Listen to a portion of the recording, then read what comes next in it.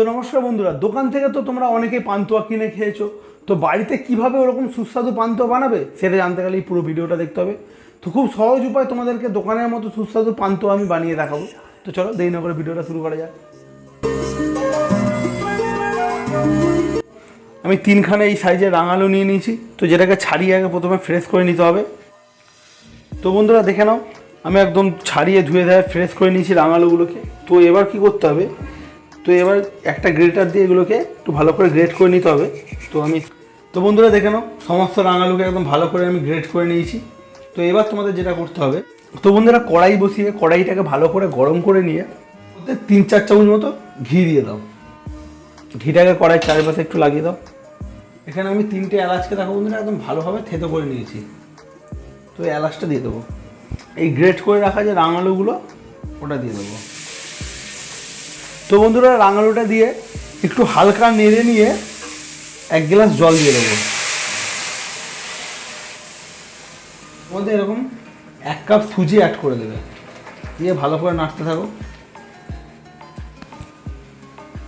তো বন্ধুরা যখন দেখবে সুজি আর রাঙালুর একটা এরকম সুন্দর মিশ্রণ তৈরি হয়ে গেছে, তো তখন গ্যাস নিবে, এটাকে ঠান্ডা হওয়ার জন্য রেখে দাও।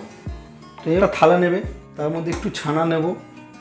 এবার ছানাটাকে বন্ধুরা একদম ভালো করে না একটু হাত দিয়ে রগড়ে নিতে হবে, একদম মিহি করে নিতে হবে ছানাটাকে একদম ভালোভাবে ডলে নেওয়ার পরে তো এই সুজি আর রাঙালুর মিশ্রণটা আমি ঠান্ডা করে নিয়েছি। তো ওটাকে এবার এর মধ্যে দিয়ে দেবো, দিয়ে এটাকে ভালো করে ছানাটার সাথে মিশিয়ে নেবো।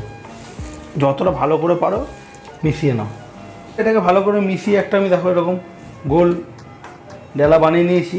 তো এবার হাতে একটু তেল বা ঘি এরকম ভালোভাবে লাগিয়ে নেবে, নিয়ে এইগুলোকে গোল গোল করে নেবে ভালোভাবে।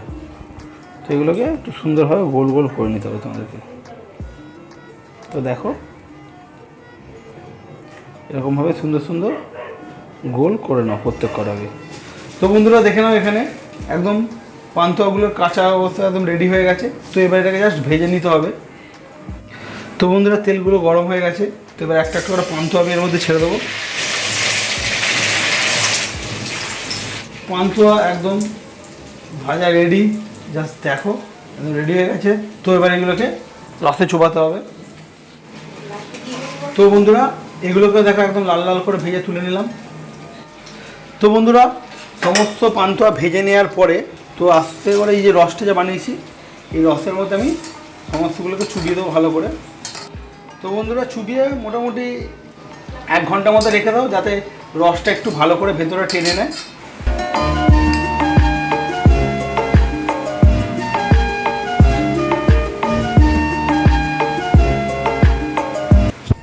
তো বন্ধুরা একদম সুস্বাদু পান্তুয়া রেডি, জাস্ট দেখো একদম ভেতর অবধি রসে টুকটুকু করছে। তো বন্ধুরা অতি অবস্থায় তোমরা বাড়িতে বানিয়ে খেয়ে দেখো, খুব সুন্দর একটা রেসিপি তোমার সাথে শেয়ার করলাম। ভিডিওটা ভালো লাগলে আমার চ্যানেলটাকে লাইক শেয়ার সাবস্ক্রাইব করে দিও।